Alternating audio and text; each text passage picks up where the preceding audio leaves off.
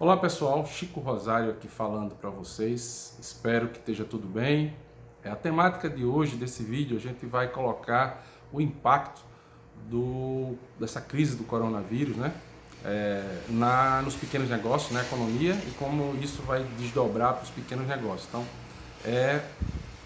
como os pequenos negócios vão sobreviver, tá certo? Como é que isso pode se desdobrar em impactos na economia e, por tabela, nos negócios que são feitos na economia. Né? A economia não é uma entidade à parte, a economia é feita de pessoas, e pessoas realizam transações, e essas transações que geram negócios. Então, trocas, processos de trocas, isso é mercado, né? E isso são negócios, e isso é feito por pessoas. Então, se não existirem pessoas, a gente não tem troca.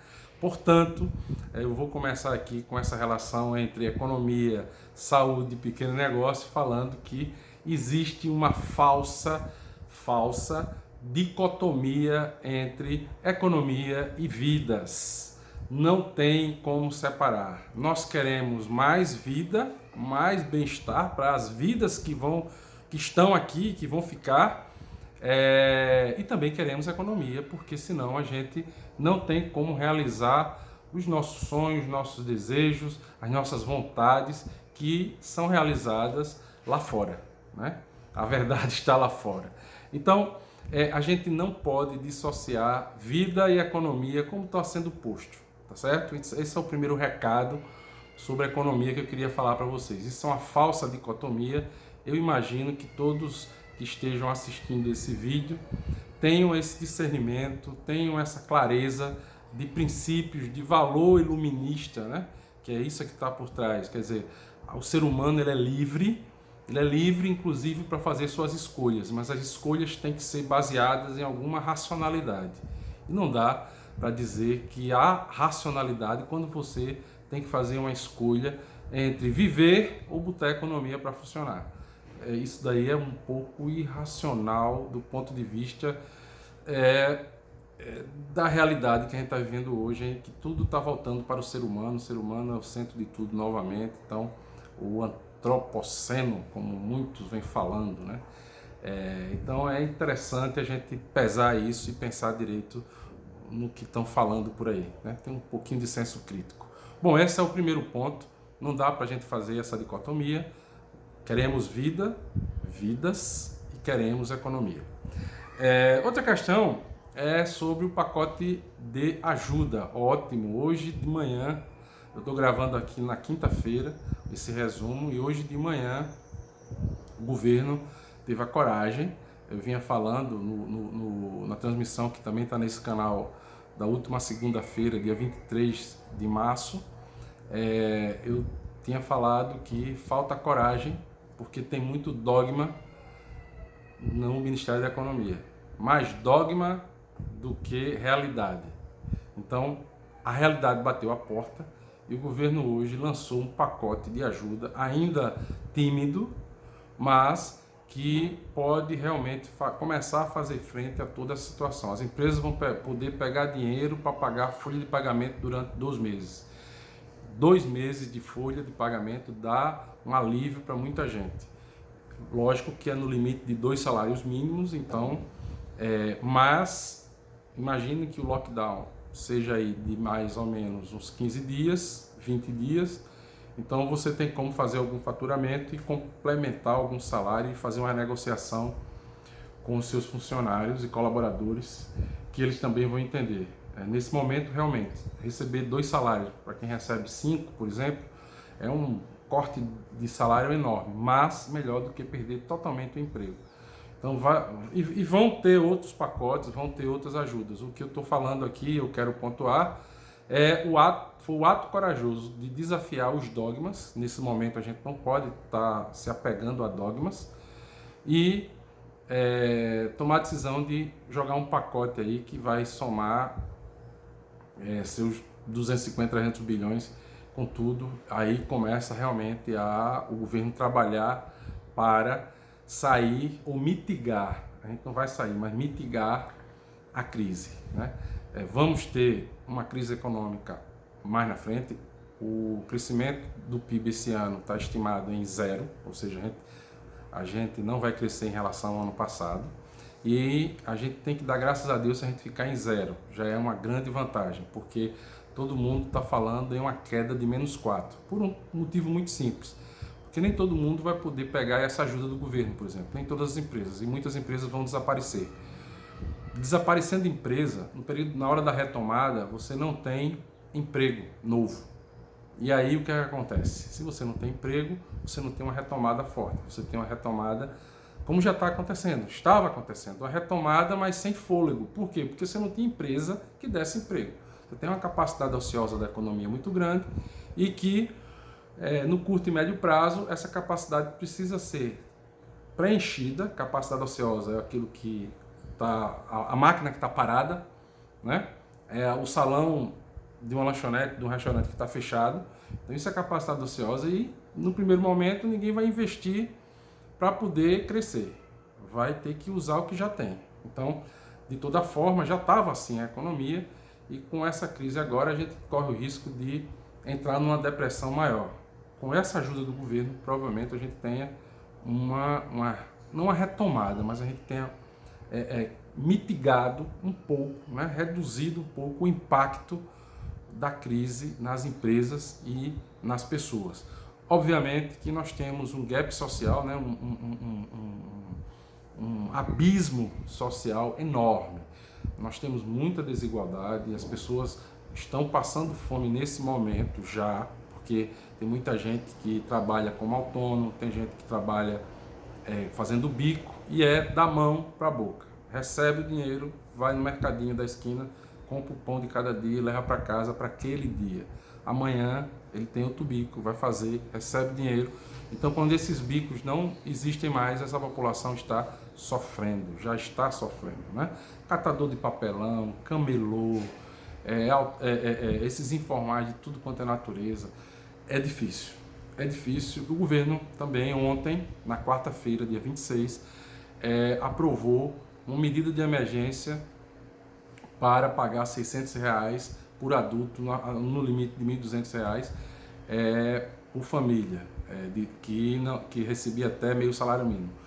Isso vai ser uma ajuda por 3 meses. Isso vai ser fantástico, porque você reduz um pouquinho o impacto nessa população menos assistida. O problema, para os dois casos, para as empresas e para essa população menos assistida, vai ser como fazer esse dinheiro chegar na ponta, né? A população menos assistida, o governo tem Cadem Único, tem Bolsa Família, tem alguns cadastros que podem chegar e o governo também vai ter que abrir mão do dogma de não confiar em ONGs, organizações não governamentais, e vai ter que usar as ONGs para chegar à população menos assistida e que não tem cadastro no Ministério do Desenvolvimento Social, o Cadem Único. Então, as ONGs vão fazer um papel importante também para mitigar essa crise. E, mais uma vez, o governo vai ter que dar um passo atrás nos seus dogmas. Nesse momento excepcional, vão estar exigindo cada vez mais medidas excepcionais. E, no final, espero eu, que todos saiam ganhando nesse país. A gente tem que parar com a polarização. A gente tem que parar com essa disputa política a cada palavra, a cada pronunciamento de TV. Infelizmente, isso está continuando e pode ser que, por conta desse problema, a gente tenha mais crises na frente. E o Brasil, não sei se aguenta mais crise. Então, do ponto de vista da economia, são essas novidades. Então, isso é bom, né? Isso é muito bom. A gente tem já ações para mitigar o impacto da economia nos pequenos empresários. E quais as dicas? Então, quais as dicas que eu coloco aqui para as empresas que que já estão funcionando, ou que estão prestes a voltar, ou que estão pensando e reorganizando internamente? Bom, a primeira dica é em relação ao que você faz como empresa. Volte ao básico. O momento atual não vai ser de gasto, nem da parte das empresas, nem da parte dos consumidores. As pessoas, mesmo a classe média, que tem algum recurso, elas vão preferir segurar o seu recurso, sua liquidez, do que ir ao mercado gastar.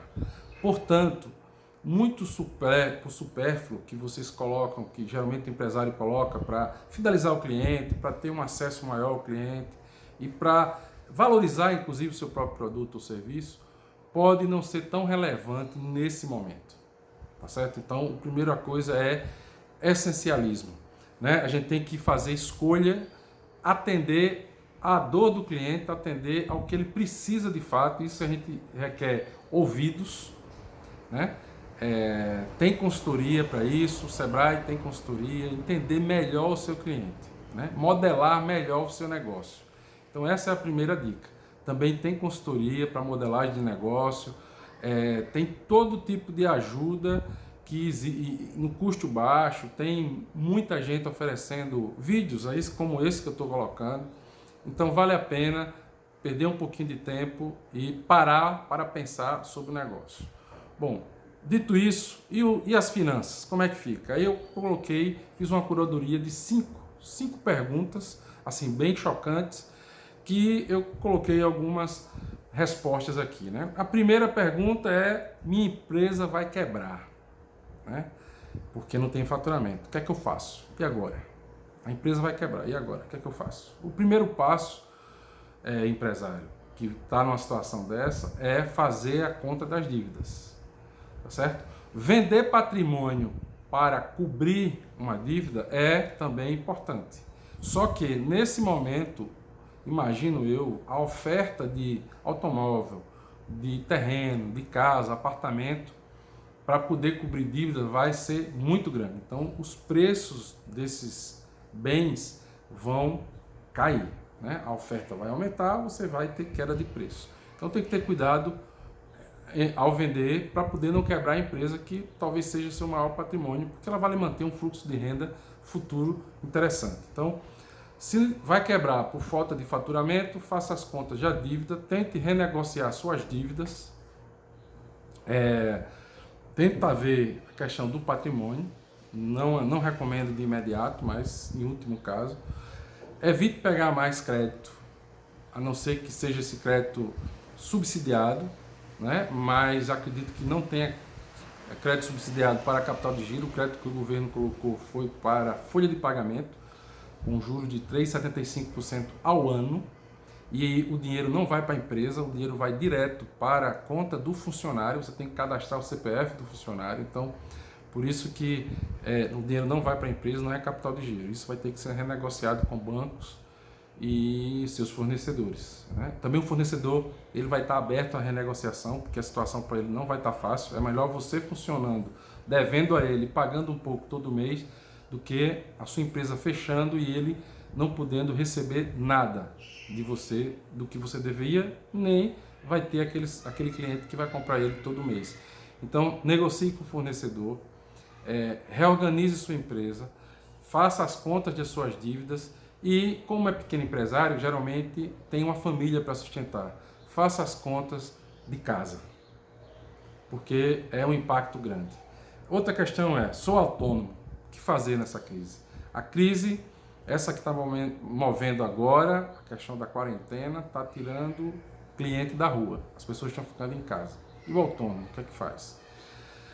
O autônomo, teoricamente, imagino que tenha uma lista de clientes no seu WhatsApp, é se manter vivo. Algumas famílias até estão recebendo pessoas para fazer serviço em casa e tentar alternativas, né? Mas na medida possível, se tiver alguma reserva, fique em casa, tente renegociar de novo com cartão de crédito, com o banco. A Caixa Econômica, no pacote do governo, baixou o juros de cartão de crédito, acredito que os outros bancos também vão baixar. Então preste atenção, esse fim de semana, agora no dia 28 e 29 de março, para ver se tem mais novidades, porque dia 30, com certeza, os bancos devem abrir com alguns produtos financeiros mais baratos, com alguma carência no pagamento, que pode ajudar o autônomo a sobreviver nos próximos 60 dias. Lembrando que essa dívida que a gente está tomando agora, a gente está antecipando um dinheiro que a gente vai receber no futuro. Então a gente vai ter que pensar também em como entregar nosso produto no futuro, como aumentar nossas vendas. Talvez fazendo coisas diferentes do que a gente já faz hoje. Outra pergunta que eu montei aqui, que eu fiz a curadoria, eu recebo no cartão de crédito. Então muitos autônomos recebem hoje de cartão de crédito. Devo antecipar? Depende. Você tem que ver o fluxo de receita que você tem no futuro. Se esse fluxo de receita casa com o que você tem que pagar, eu acho que você não deve antecipar, porque você vai perder dinheiro antecipando com juros altos de desconto. O que é juros altos? Pessoal, entenda o seguinte: o Brasil tem uma taxa de inflação de 3,75% ao ano, certo? Então, isso dá menos de 0,5% ao mês. Então, um juro acima de 0,5% ao mês, no meu ponto de vista, é impossível você achar isso no mercado, impossível. Mas um juro acima de 0,5% ao mês é alto. É alto. Tá certo? Que a gente paga muito caro pelo dinheiro no Brasil por conta da ameaça de inadimplência, e agora com a crise os bancos vão ter a justificativa de aumentar ainda mais a taxa de juros. O problema é ter gente para pagar ou gente para pegar esse dinheiro. Infelizmente, a gente está entre a cruz e a espada. Vai ser duro, mas a gente tem que arrumar meios. Então não antecipe cartão de crédito se você não precisar de dinheiro agora. Tá certo? Não antecipe.